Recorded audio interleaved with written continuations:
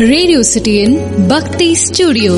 Radio city கேட்டுட்டு இருக்கீங்க. Radio city சக்தி கூட.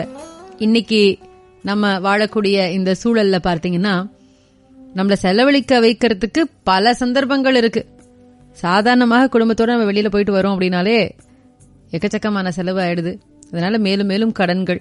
ஏன்னா சுற்றி இருக்கிறவர்களை பார்த்து நமக்கும் நல்லா வீடு கட்டணும், கார் மாதிரி ஒரு வசதியான வாய்ப்புகளோட இருக்கக்கூடிய வாழ்க்கை வேணும் அப்படிங்கிற ஒரு எண்ணம் உண்டு. அது தவறு ஒன்றும் கிடையாது. ஆனா என்னன்னா அதுக்காக நம்ம கடன் வாங்குவோம். சில சமயங்கள்ல அந்த கடன் அடைக்க முடியாமல் கடன் மேல கடன் ஆயிட்டே இருக்கும்.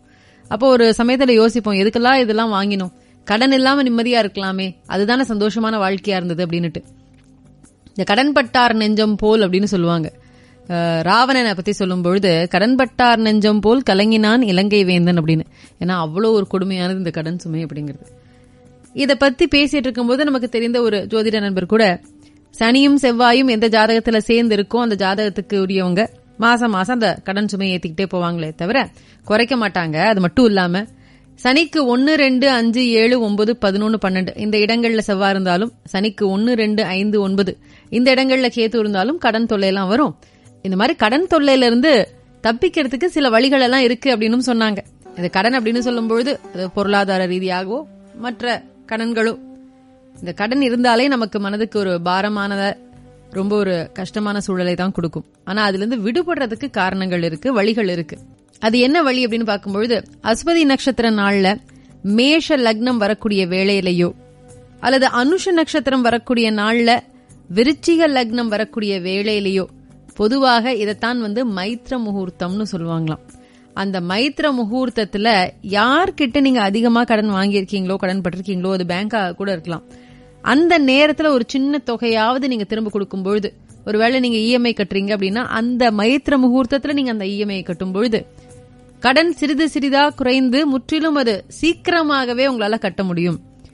இந்த லக்ன கணக்கு தெரியாதவங்க என்ன பண்ணலாம், இதெல்லாம் என்னால பார்க்க முடியாதுங்க, அதெல்லாம் தெரியாதுங்க அப்படிங்கிறவங்க, அதுக்கும் ஒரு வழி இருக்கு. ஒரு பொருளாதார ரீதியான கடன் சுமை அப்படின்னு வரும்பொழுது நீங்க அந்த கடன் சுமையில, அந்த கடன் தொகையில ஒரு சின்ன பகுதியாவது மைத்ர முகூர்த்த நேரத்துல அதை திரும்ப செலுத்தினீங்கன்னா அந்த கடன் குறையும், கூடிய விரைவிலேயே அந்த கடன் இல்லாமல் போகும்னு சொல்லுவாங்க.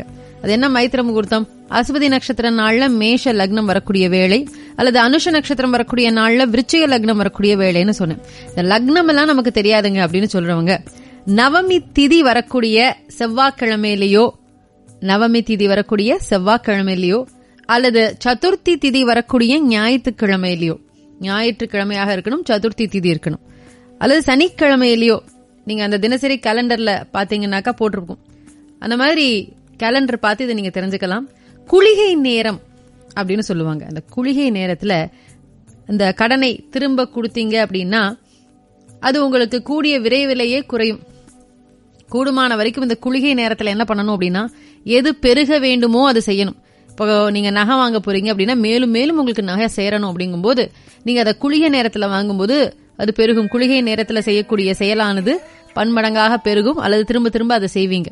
அதே மாதிரி இந்த கடன் கட்டுறத, கடன் வாங்குறது குளிகையில வாங்கக்கூடாது. கடனுக்கு திரும்ப செலுத்தக்கூடிய அந்த காசை நீங்க குளிகை நேரத்துல செலுத்தும் போது அது ரொம்ப விரைவாக நீங்க அதை செலுத்தி முடிச்சிருவீங்க அப்படிங்கிற ஒரு நம்பிக்கையும் உண்டு.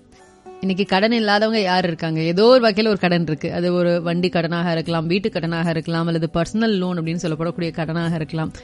ஏதோ ஒரு வகையில் நமக்கு ஏதாவது ஒரு கடன் இருந்துகிட்டே இருக்கு. அதுல இருந்து விடுபடணும் அப்படிங்கறது தான் எல்லாருடைய ஆசையும். விடுபடுறது எப்படி?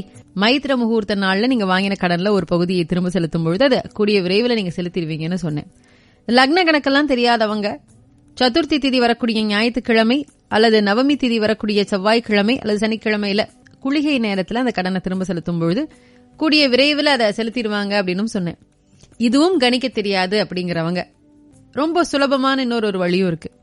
செவ்வாய்க்கிழமை செவ்வாய் ஹோரையில நீங்க கடனை திரும்ப செலுத்துறீங்க அப்படின்னா, கொஞ்சமாவது ஒரு பெரிய கடன் அதை கூடிய விரைவில் முடிக்கணும்னு நினைக்கிறவங்க அதுல ஒரு சின்ன பகுதியாவது இந்த செவ்வாய்க்கிழமையில வரக்கூடிய செவ்வாய் ஹோரையில நீங்க திரும்ப செலுத்தினீங்கன்னா அந்த கடனை ரொம்ப சீக்கிரமாவே அடைச்சிடலாம், அதுல இருந்து விடுபடலாம் அப்படின்னு சொல்லுவாங்க. கடன் சுமை தீர என்ன பண்ணலாம் அப்படின்னுட்டு, இந்த கடன் சுமை தீர்வதற்கு அஸ்வினி நட்சத்திரத்துல வரக்கூடிய, அதாவது அஸ்வதி நட்சத்திர நாள்ல மேஷ லக்னத்துல, அதே போல அனுஷ நட்சத்திரம் வரக்கூடிய நாள்ல விருச்சிக லக்னம் வரக்கூடிய வேளையில, மைத்ர முகூர்த்தம்னு சொல்லப்படக்கூடிய வேளையில அந்த கடன்ல ஒரு சின்ன தொகையாவது திரும்ப கொடுத்தீங்கன்னா கூடிய விரைவில் அந்த கடன் அடைச்சிடலாம் அப்படின்னு ஒன்னு சொன்னேன். அதே போல இந்த லக்ன கணக்கு தெரியாதவங்க நவமி திதி வரக்கூடிய செவ்வாய்க்கிழமை அல்லது சதுர்த்தி திதி வரக்கூடிய ஞாயிற்றுக்கிழமை அல்லது சனிக்கிழமைகள்ல குளிகை நேரத்துல அந்த கடனினுடைய ஒரு சின்ன பகுதியாவது நீங்க திரும்ப செலுத்தும் பொழுது அந்த கடன்ல இருந்து கூடிய விரைவில் வெளியில வந்துடலாம். ஏன்னா குளிகை அப்படிங்கிறது நம்ம அந்த காலகட்டத்தில் எந்த காரியம் செய்யறோமோ அதை திரும்ப திரும்ப நம்ம செய்வோம் அப்படிங்கிற மாதிரியான ஒரு நம்பிக்கை உண்டு. ஏன்னா நல்ல விஷயமா இருந்தா, பெருகணும் அப்படின்னு நீங்க நினைக்கக்கூடிய விஷயமா இருந்தா அது குளிகையில செய்யணும் அப்படின்னு சொல்லுவாங்க. அதுவும் இல்லையா, ரொம்ப ஒரு சுலபமான வழி, செவ்வாய்க்கிழமையில செவ்வாய் ஹோரையில அந்த கடன்ல ஒரு பகுதியாவது திரும்ப கொடுங்க. நிச்சயமாக அந்த கடன் வந்து நீங்க கூடிய விரைவில் வெளியில வந்துடலாம் அப்படின்ட்டு பேசிட்டு இருந்தோம். தேவைப்படுறவங்க இதை நீங்க கடைபிடித்து பார்க்கலாம். இந்த நாள் உங்களுக்கு இனிமையான நாளாக அமையட்டும். ரேடியோ சிட்டி சக்தியின் வாழ்த்துக்கள். ரேடியோ சிட்டியின் பக்தி ஸ்டுடியோ.